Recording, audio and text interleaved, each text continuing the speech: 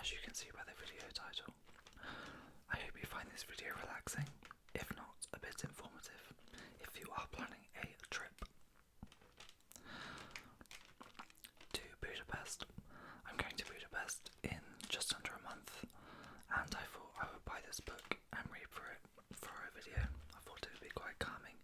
Sometimes just ramble whispers are great to hear, and especially if it's something you're not really interested in, you can just switch off. But if you are looking for a relaxing travel guide, then I hope you enjoy this video. So, without further ado, let's get into the video. I hope everyone's doing well. I hope your week's going well so far.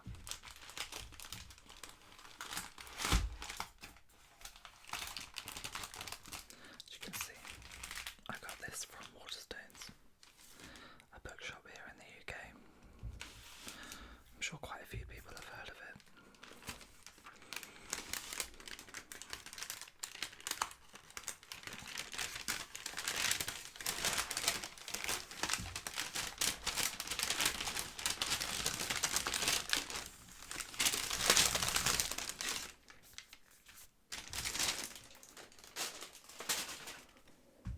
So here we have it.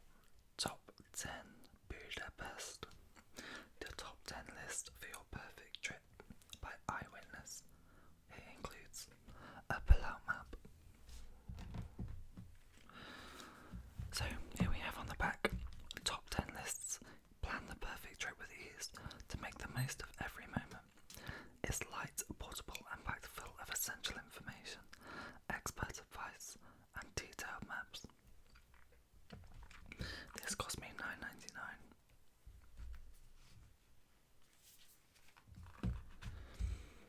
So I'm going to Budapest for 3 nights in July for my partner's birthday. And we're looking for a few things to do.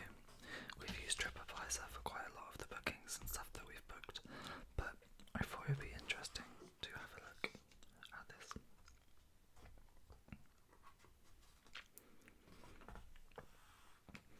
So here we have a key. It tells you the top 10 sites, other sites, metro stations, HEV stations, train stations, tram stops, funicular station, the riverboat boarding point, tourist information, railways, pedestrian street, tram route, and the city wall. So all of this is contained in this map.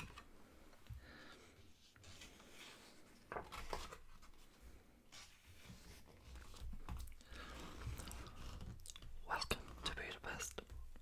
Bestriding the Danube, Hungary's capital is not one city, but two. Buda, with its medieval streets and imperial palaces, rises on the west side of the river. Pest, the commercial and political hub of modern Hungary, lines the east. Together, they make up one of Europe's most enchanting cities. With DK Eyewitness Top 10 Budapest is yours to explore. Buda is dominated by the castle district, which sits atop a rocky crag overlooking the Danube. The UNESCO World Heritage Site is crisscrossed by a web of winding lanes, lined with old world cafes and restaurants. It has some of the city's most renowned sites, including the imposing Royal Palace and the striking Matthias Church. South of here lies leafy Gelerdale, dotted with monuments and thermal baths, including the opulent Byzantine Rudis Baths and stunning secessionist Gelert Hotel and Bath Complex. Most of Buda can be explored on foot, while a network of funiculars, historic trains and chairlifts offer access to the rolling Buda Hills beyond. Linking Buda to Pest is the mighty chain bridge, completed in 1849. It shifted the heart of the city from one bank of the Danube to the other. Since then, Pest has become Budapest's dynamic heart, not least in the central shopping and entertainment district around Váci Street. This half of the city is also home to the sprawling city park and iconic Hero Square, as well as the historic Jewish quarter, known for its impressive Great Synagogue. Whether you're visiting for a week or a weekend, our top 10 guide brings together the best of everything the city has to offer, from the grandeur of Buda to the bustle of Pest. The guide has useful tips throughout, from seeking out what's free to finding places off the beaten track, plus 8 easy-to-follow itineraries designed to tie together a clutch of sites in a short space of time. Add inspiring photography and detailed maps, and you've got the essential pocket-sized travel companion. Enjoy the book and enjoy Budapest. So here we have some pictures of the folks in Budapest. Have anyone watching this ever been to Budapest? Or maybe someone watching this is from Budapest. That would be very interesting. I've been watching someone who lives there. They've been making videos recently, vlogs of what to do in Budapest, that sort of off the beaten track, which has been very interesting to see. So I think this is more to do with the itineraries. If you have 2 days in Budapest, 4 days in Budapest, and it tells you all you can do. I guess that we're there for 4 days, but our flight there is in the afternoon, so we'll probably be getting there early evening. So here we have the top 10 Budapest highlights, and here we have a photo of the grand staircase of the Hungarian Parliament. I've looked at tickets to booking this Parliament, and a lot of the reviews are saying that you don't need to book, and that all of the booking sites are cons, so hopefully those reviews are right, and we're just going to leave it until we get there. So here are the top 10 things to do in Budapest, the highlights. One part of the Habsburgs' triumvirate of Budapest, Vienna and Prague, the Hungarian capital, is undeniably grand, comprising 2 separate towns, Hilly Buda on the Danube's western bank and Flatpest on the eastern bank. This is a city rich in historical sites. Number 1 is Hungarian Parliament. It's opposite the bank of the Danube. The facade of the Hungarian Parliament is one of Budapest's defining sites. Its chambers contain magnificent treasures. Number 2 is St. Stephen's Basilica. With its 96-metre high dome visible from all over the city, St. Stephen's Basilica houses the city's most unusual relic, the mummified forearm of St. Stephen. Number 3 is Vasy Street. For centuries, Vasy Street has been the centre of the Hungarian commercial world, and it remains Budapest's retail and social hub. Gellert Hotel and Baths Complex, famous for its numerous thermal baths, and the best are the indoor and outdoor pools at the legendary Gellert Hotel. This is the bath complex that I've heard of, obviously because it's legendary, so that's probably why, but we'll definitely be checking that out. And then you have Margaret Island, isolated until the 19th century and long a retreat for religious contemplation. The lush and still secluded Margaret Island is an ideal place for a peaceful stroll. Number 6, you've got the Hungarian National Gallery. The 6 permanent exhibitions spread throughout much of Budapest's royal palace, present for the most valuable collection of Hungarian art in the world. In Matthias Church for number 7, the coronation church of the Hungarian kings, with its Gothic spire towering above much of the upper Buda, is an impressive close-up as it's from afar. For 8, you've got the Hungarian State Opera. Here built to rival the opera houses of Vienna and Dresden, the sublime Hungarian State Opera stages world-class performances. Number 9 is the Hungarian National Museum, a treasure trove of exhibits and artifacts from every period of Hungary's turbulent history. And number 10 is the Great Synagogue, the largest of its kind in Europe. Budapest's Great Synagogue was built in a Byzantine Moorish style. It also houses the Hungarian Jewish Museum. Sorry if any of these pronunciations aren't the best. I'm doing my best, but obviously I might not be doing very well. So as you go through this section of the book, it tells you in more detail about the Parliament. And then you've got the St. Stephen's Basilica, Vasy Street, the Gellert Hotel and Baths Complex. So here we have what it looks like outside, what it looks like inside, the swimming pool, the steam rooms and saunas, and the outdoor pools. And it's also got a few facts that you need to know before you visit. You can get a big tapas platter, and there's healing waters. And then you have Margaret Island here. And here we have a picture. I imagine this is the Cambridge or the Parliament House. It doesn't say.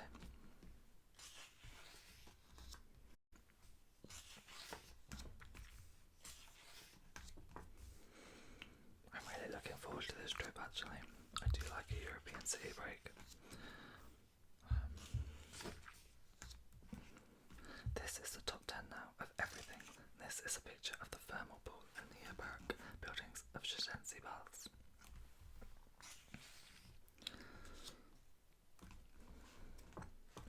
This is moments in history. Places of worship, museums and galleries. The Danube sites. We're doing a river cruise called the Bottomless Prosecco River Cruise. Which sounds really good. We're doing that in the evening at around sunset, so it should be nice. And other things that I've noticed here are obviously the river cruises are very popular, and that this shoes on the Danube, which is the moving memorial, was created by sculptor Skylar Power and Kantorki in 2005 and compromises 60 pairs of iron shoes lined up at the edge of the Pest embankment just south of the Hungarian Parliament building. The site has been used as a place of execution by fascist Arrow Cross militiamen who shot hundreds of Jews here in 1944 to 1945. I went to Krakow at the beginning of the year and went to Auschwitz, and that was, as I spoke about in a previous video, really harrowing. Yeah, so I'd be very interested to visit the shoes on the Danube, because I have heard a lot about that. So, and here we have the baths and swimming pools top 10.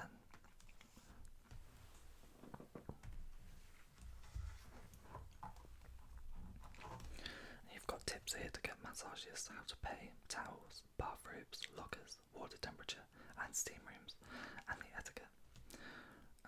And there's a wave pool at some of them, and family bathing.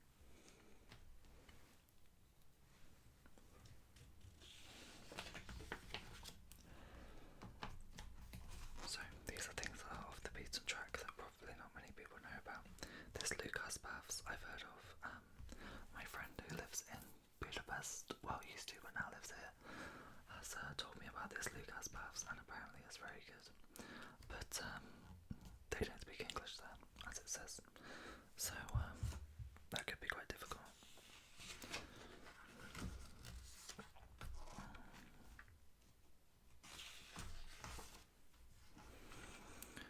Here we've got the top 10 restaurants to visit in Budapest. So number 1 is the Onyx restaurant. Number 2 is the Kasha Vendolengo. Number 3 is the Arani Caviar. Number 4 is the Kosts. Number 5 is Nobu. I've definitely heard of Nobu. Number 6 is Komsha Soa. 7 is a DMB restaurant. I wonder if that's drum and bass. 8 is Bucelo Shahaz Adalem. Number 9 is the Albaldos Adalem. And number 10 is a Kolas. And here you've got the top 10 Hungarian dishes. I've not heard of any of those. I'm not very adventurous when it comes to food.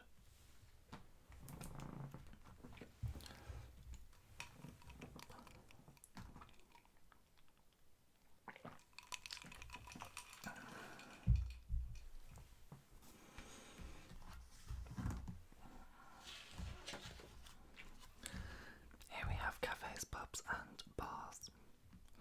I don't think it's like Amsterdam with their cafes. Yeah, I'm definitely very interested in going to the pubs and bars. Every time I go on a European break, I seem to have one night where I get absolutely ridiculously wrecked, and probably put shame on the English name. The majority of English countries seem to hate the UK anyway, because we are quite uncultured, and all we do is drink, eat, and make a mess, so I'm sure I'll live up to our name, which is unfortunate. Here we've got things that you can do in Budapest for free, which is quite good because, you know, sometimes if you've not got loads of things booked in the day and you don't really want to waste money on tacky attractions, it's quite good to just have a look around. I've seen this Fisherman's Bastion. I think you can actually go inside where you pay, but I think it's free to see from outside, it seems to be. And then you've got your top 10 budget tips. Hungarian wine. Well, that's good to know. I have booked a food tour. When I do a European break, I like to book a food tour preferably includes alcohol. This one includes wine. You get 10 glasses of wine. 10 glasses is ridiculous, but I will give it a go. But here we go, festivals and events. I mean, I don't think there's any good festivals on my way there. I hope not, I don't want it to be too busy. Let's have a look. There's none in July. Thank God. I bet it's very nice here at Christmas, but very busy. Day trips from Budapest. Not doing any day trips. And then you've got here Budapest area by area.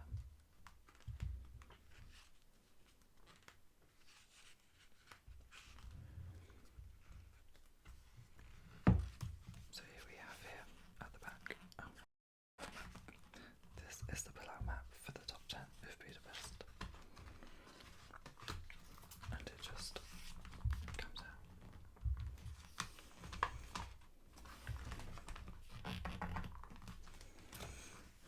This is where I ripped the map out.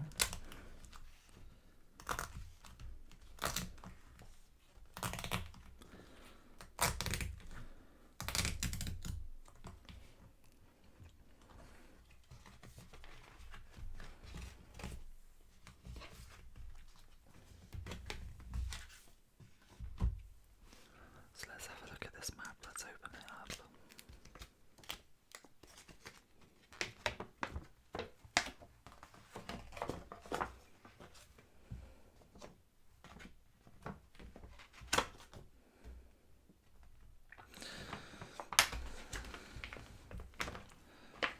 So here is Budapest. Welcome. Step right in. So that's the Danube River, as you can see. There's a lot that goes on in this city park. I'm definitely going to visit here. And there's like a Heroes Square here, which has got these big statues in it. It's a very nice area around there. I don't know if we're staying on the Budapest side. We're staying at the Hilton Hotel. This is the Gellard, where the Gellard Spa is. As you can see here, that's the Hotels and Baths complex, and it's right outside a metro station, so you can get a metro directly, which is great. Great for travel. We're definitely going to be traveling like that. There's a 72-hour like travel pass, which gets you unlimited transport on all of the methods of transport. So you've got the metro, they have the trains and trams and the buses and the riverboats. So I think in turn that pays for itself. And yeah, so that's Budapest. I don't know about you guys, but I really enjoy videos like this when I'm watching ASMR. I love map reading videos.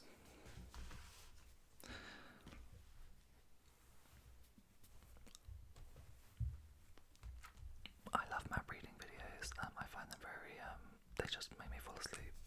Probably because they're quite boring and you don't really have to focus on it and you can just go to sleep. So yeah.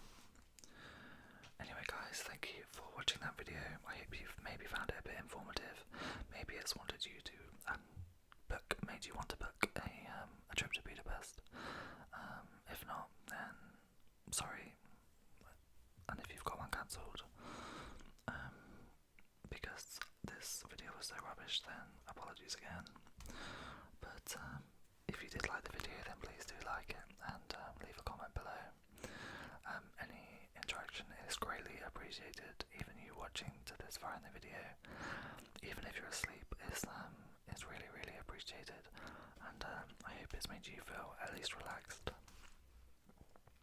if nothing else. But anyway, I make new videos every Sunday and Wednesday, so please do feel free to subscribe to my channel. I'm always open to video suggestions and any roleplay ideas if you have any. I've got a roleplay planned. I'm not sure when I'm going to film that. I might film it to go up whilst I'm away, so I don't have